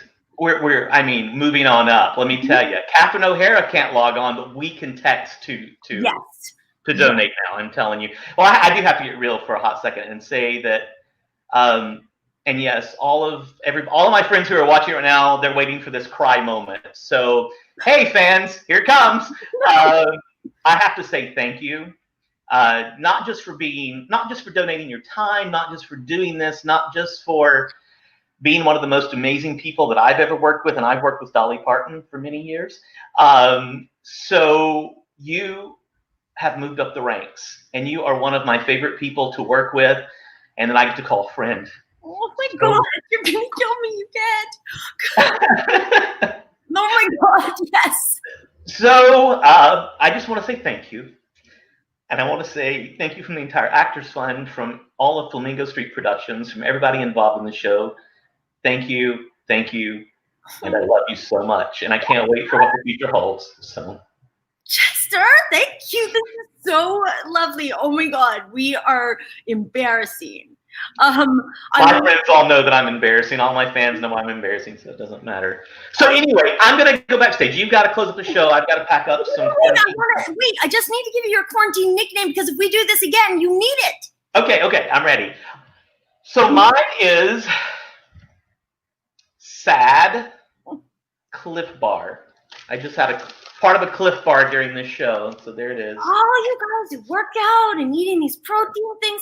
Chester, I adore you. I'm going to wash my hands of you, but you have been an amazing, I've never done this before. I never knew what a producer of this kind of thing does. And I didn't know that kind of producer shows up at my place with a horse when I'm like, I'd like to do some horse lessons. And I didn't know that producer has a storage unit with everything in it. True. Everything.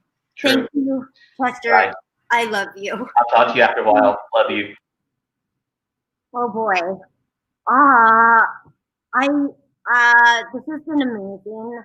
I never thought it's actually made me realize that I'm quite a silver linings person. I always thought I was like a dark humor pessimist thing, but I feel like I found so many silver linings during this really difficult time for so many people. And so I just want to say thank you to all my guests. Thank you to everyone who watched, and thank you to everyone who donated. Even like $1, seriously, it adds up so much, and it really helps. And I guess I'm going to now have to put on my pants.